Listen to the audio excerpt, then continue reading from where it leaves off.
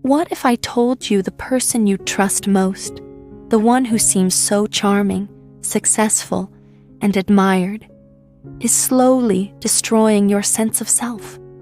Narcissists can hijack your identity, twist your reality, and leave you doubting your worth.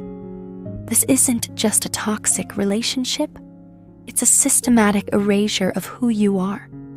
But you can break free even if you can't leave. Before you give up hope, watch this. It might save your mind, your heart, and your future. And if this message speaks to you, please don't keep it silent. Share your story below and drop "I am reclaiming myself" in the comments so we know you're standing strong. And remember to like, subscribe, and turn on notifications so you never face this alone. Exposure to people who have narcissistic personalities shapes how people's identity develops, shapes how their personality develops, or if the first time you encounter a narcissistic person is in adulthood, it can actually sort of hijack that sense of identity. It can really steal a person away from themselves.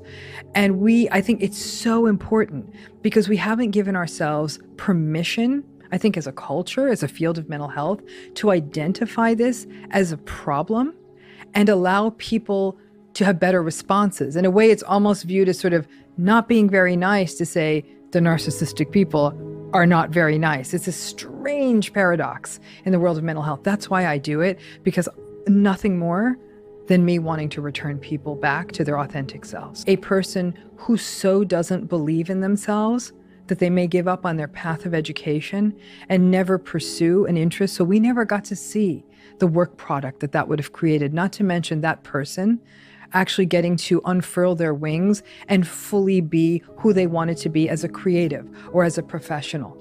It's the person who knew what they wanted to be, that they had a very strong identity as pick something. And they ended up choosing something else because they knew the only way they could be loved was to be what that parent demanded of them. And it was so clear to them they wouldn't be loved unless they fully gave in to what that parent expected of them. It's the person who was an absolutely glorious human being, lovely, empathic, and warm, but feels so damaged after years of being told you're not enough, you're selfish, you're greedy, you're foolish, that they get into relationship after relationship that duplicates that theme and don't get the real collaborative, compassionate love story that they deserve because they don't think they deserve it. And that's just the top of the iceberg. Personality affects how we take care of our health, how we might engage in behaviors that might put our health at risk. For example, narcissism and addiction have a really high overlap.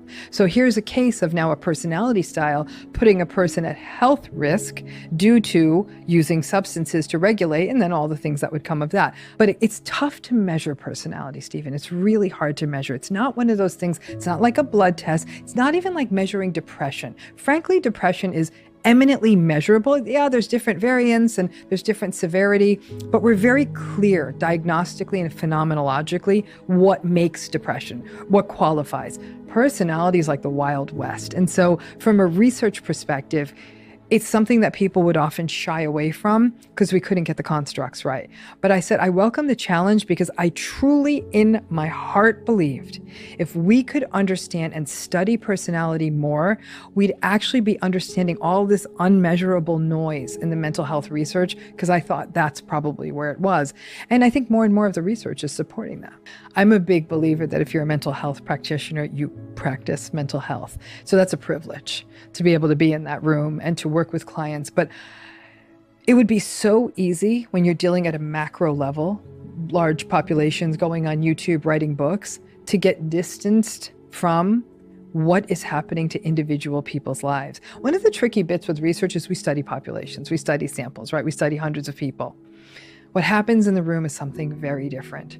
And you start to recognize, A, how badly these relationships harm people, their schemas of the world, their schemas of themselves, and B, how much potential for intervention there is with these clients through very, very simple approaches around education about narcissism, validation of their experience, breaking through self-blame, and teaching them to trust themselves. And I even use the word survivor. I hate to call them victims because I don't even think they're that passive. I mean, I think that they just weren't, no one ever taught anyone this, right? I'll give you the example. When people are in a relationship with somebody who's living with addiction, it's very clear what they're dealing with, right? You have a person, they're using a substance that's altering them, that's altering their behavior, that's taking them away from who they are. People in relationships with addicts will say, I'm in two relationships. I'm in a relationship with a sober person, and I'm in a relationship with somebody who's using or intoxicated or denying or defending their use, right? Two people. And it breaks the people in those relationships, and we're willing to call it that. The experience people have in narcissistic relationships in a way is no different, with the added bit though, that at least with addiction, people can say, I see what the behavior is. I see what the issue is. Addiction's a disease, and we know it's treatable. Narcissism, not so much. And on top of that, the narcissistic person has this very well-developed, very successful behavioral repertoire. They can go out in the world and they're able to be charming and charismatic and confident and smart and the center of attention and running companies. And behind closed doors, they psychologically eviscerate the people they're with. Spouses, partners, family members, close friends, maybe people who are below them in an organization, people where they can kind of get away with it. So the people they're harming, the world thinks this person's fantastic. At least a person who's in a relationship with an addict, people say, okay, I get it. They're using, this is hard. But for the folks in narcissistic relationships, a lot of people say, aren't you lucky that you're married to that guy? And the person's like, oh my gosh, are these people out of their mind? Like, so what do? They blame themselves. You're in the neighborhood, right? Okay. The grandiosity, the arrogance, the meanness, but that to me is even more sort of a manifestation of the traits, like the grandiosity, the arrogance. They have variable empathy and typically have low empathy. They're deeply entitled. They truly think they're more special than everyone else and that the rules should apply to them very differently. They have a excessive need for admiration and validation. They're very superficial. They don't really have the capacity for deep, sustained, intimate relationships. They're very much referential to the world out there, outside of them, to set goals. They don't have a good internal sense of like what matters to me, what do I want to do. They just want to do what they do, again, to get that admiration and validation. There's a shallowness, a real emotional shallowness to narcissism. Those are the patterns and traits we sort of see. They're very, very self-centered, very preoccupied with themselves, the good parts of themselves, the bad parts of themselves. It's very rare for them to sort of lift their heads up and genuinely notice the experience of another person. That's what narcissism is. How does it show up? It shows up as devaluation, dismissiveness, manipulation, gaslighting. They get angry very quickly, especially when they're frustrated or disappointed, and that can show up as overt rage or overt anger, yelling, screaming, or even violence. That can show up as passive aggression, withholding and withdrawing. They're prone to betrayal, they lie, they cheat, they make promises about the future they never keep, but they do that to keep people around so they won't leave them. So it's part of a larger sort of a manipulation.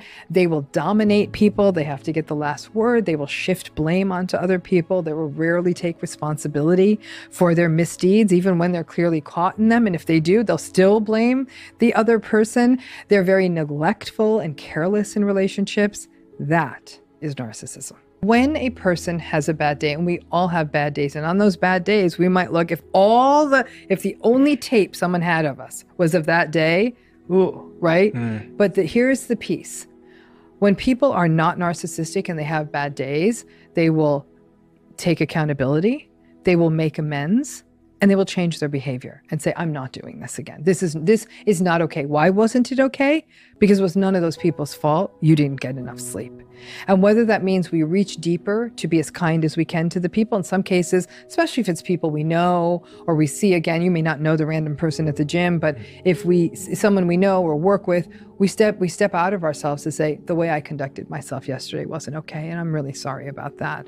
And so that they're having that experience of you taking accountability. That's where I know we're not dealing with a narcissistic person, we're dealing with a bad day. And a bad day is just that, a day.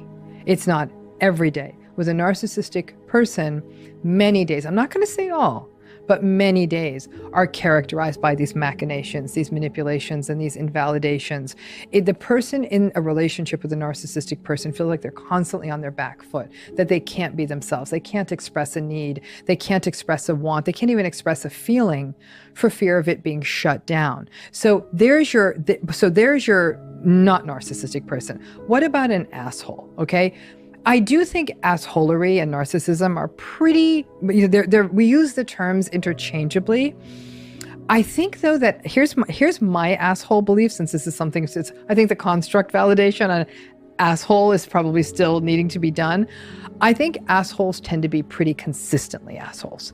So whereas narcissistic people they have a much wider behavioral repertoire to be absolutely charming. This is a person who can be absolutely charming on the golf course with the CEO of their company, like charming, nice, warm, remembering the ages of their kids and asking about the wife and remembering that their grandmother is sick and all this stuff, and get home, forget it was his anniversary, scream at their partner, why does the house look like this? Why do I have to put up with this? Make those damn kids shut up.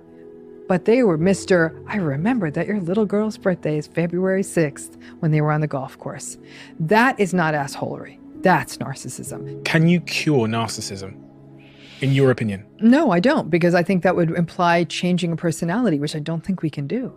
I would say somebody can have milder narcissistic presentation. So what I mean by milder, the mild narcissistic people, the best adjective I could use, they're annoying, they're emotionally immature, they're superficial, they're shallow, they're vapid, and they're also very self-centered. So these are people, when they're having a problem, they expect the world to stop for them, take their calls, talk to them for hours.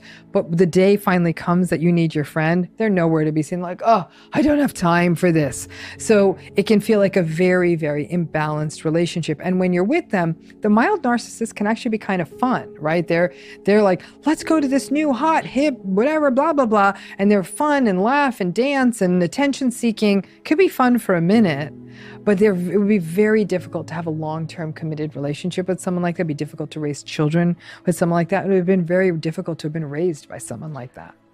Are narcissists more successful professionally? Yes. They're much more successful. That's the problem. And I'm not going to make this a blanket statement, but I'm going to tell you now that they're more ambitious. Success is life or death to them, right? Because it's validation. It's the blood that flows to their psyche. So the stakes are much higher for them. The rest of us, we want to succeed, but at the end of the day, we would say, I've got my family, I got my friends, I got enough money in the bank, I got some food in my belly, like I'm good. But for them, it's the air in their lungs. So they're more represented in leadership. They make more money, especially narcissistic men make more money than agreeable men. They're more successful at dating. They're more successful. And unfortunately, the way our economy is set up, it is set up so that the narcissistic people win. Narcissism and capitalism go together really well because it's a competitive system that rewards the person who does the most. And we don't look at process, we look at outcome. I don't believe, if a person was a full-grown adult, 30, 35 years old, and they were an agreeable, warm, self-aware person, and they made a lot of money, okay? I don't think you would turn them narcissistic. I do think you might undercut that self-awareness because they may be sort of pulled out of the world that the rest of us live in. So there might be unrealistic expectations for how the world, like, why are we waiting in this line? I'm like, well, that's because what we do is wait in this line because they've come out of it, but they're not cruel about it. They're not like, why are these dumb people making me wait in line? So it's not a dismissiveness. It's almost like, how is this so inefficient? There's like a disconnect, I guess. So I wouldn't say money. I think what he's showing is that money creates a self-centeredness, right? As you thought it might go the other way. But I think that we sort of double down on sort of keeping it. And there's an importance. I mean, money is the ultimate source of narcissistic supply because it delivers power. It delivers admiration. It delivers a greater likelihood of getting sex or getting laid. It delivers all kinds of stuff. So for a narcissistic person, the quest for money is the the surest quick ticket way to get this thing called narcissistic supply. So you'll often see them attempting to do that by any means possible. So, but they're driven to the money. I don't think that the money is what makes people rotten. I think the bubble wrapping at that point makes them entitled. It's a different conversation. And it's something that's very, very important to me, is that people don't feel compelled that they have to get out, because they can't always get out. And I think if we put that forth as the only pathway, then people who can't get out might say, that now what? I'm just supposed to sit here and suffer? And the answer to that's no. In my book, what I talk about is this idea: if you're gonna stay in a relationship like this, right, for whatever reason, it could be a family member, and you still don't want to fully walk away from your family of origin. It could be a long-term marriage and you've got minor children, or there's financial or cultural reasons. It might be a job you've had for a long time and you're not financially in a position to step away from it. It might be a friend you've had a long time. Your reasons are yours. And so I always say to people, you must never feel pressure, unless it's dangerous. Let's take dangerousness out of the equation, right? You don't feel compelled to do what people say. It's going to be harder. If you stay, it is going to be harder, because you're still being exposed to their manipulative, invalidating, unkind, unsettling, destabilizing behavior. However, the first step, the key step, is what I call radical acceptance. This is not going to change. This is it. There is going to be no someday better. It's not going to get better when he gets a promotion. It's not going to get better for her when the kids grow up. Your mom's not going to soften with age. This is it, folks. You now know what this looks like. It is not going to change substantially. Their behavior is not going to change substantially. So if you're going to stay in it, your workarounds are going to be based on knowing that. So you have to have very realistic expectations. Now, what happens, though, is when people initially have this level of radical acceptance, they have a tremendous amount of grief, because a lot of hope was keeping them going. I thought it was going to get better someday. I thought maybe that someday would come. The staying means that someday is not going to come. And so that means that you're not once you radically accept, you're not as surprised by their behavior, because a lot of people get exhausted from the number of times over years or decades. They're like, I can't believe they did that. I can't believe they did. I'm like, can we just stop that part and say, of course you believe they did it. In fact, we could have set a clock by the idea that they would have done it, by the fact they would have done it. That's a big piece of this. But the grief of letting go of what you wanted these things to be, that's its own process, and grief takes time. But, as you come around through that, as you come around the bend on that, and you really do radically accept, you need some tools. And probably the biggest tool of all is social connection with people who are healthy, empathic, attuned, responsive, compassionate, and respectful. Whether that means you might have friends who already are this for you. It might be enhanced by getting into therapy. You might join a support group. You might meet friends at work. There's many ways you might try to do this, but you're going to need it. Because if you're going to stay, you're going to need spaces where you're not gaslighted. You're going to need spaces where you are seen, where you are valued, where you are cherished. That becomes the pathway to surviving. And then it doesn't feel good to feel like you're in a marriage where you're phoning it in for the rest of your life. But, people say that now that I'm not as surprised by their behavior, it's a little more bearable. I've constructed a rich life almost around this marriage. And I just sort of, view that as sort of the kind of annoyance of the side of the room that it is. Some people say, I happen to adore my sister, but I can't stand my narcissistic parent. And, but I'm going to stay in touch with them so I can also have the family gatherings that matter to my sister.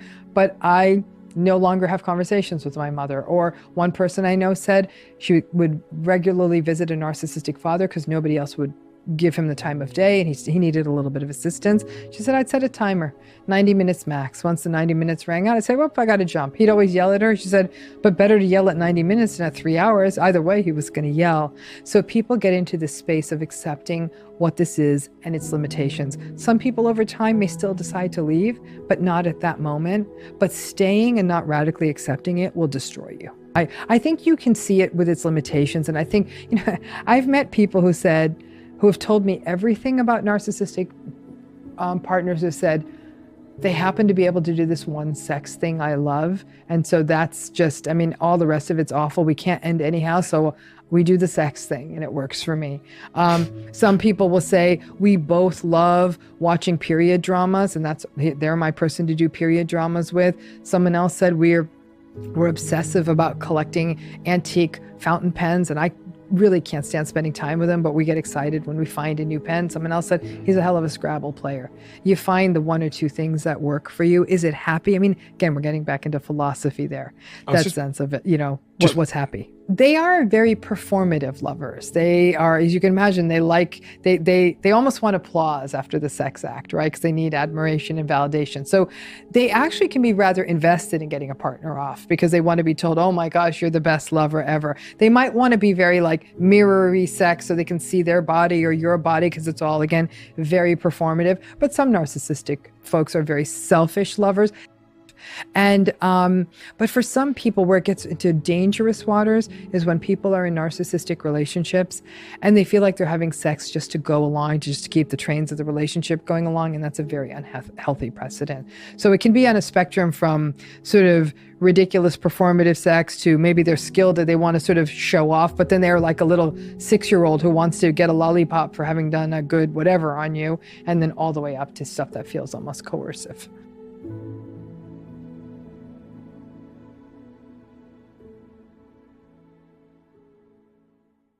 Remember, surviving a relationship with a narcissistic person is not a reflection of weakness, but of incredible strength.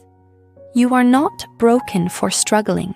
You are human, and you deserve peace. If you can't leave, you can still protect your mind and rebuild your identity, one brave step at a time.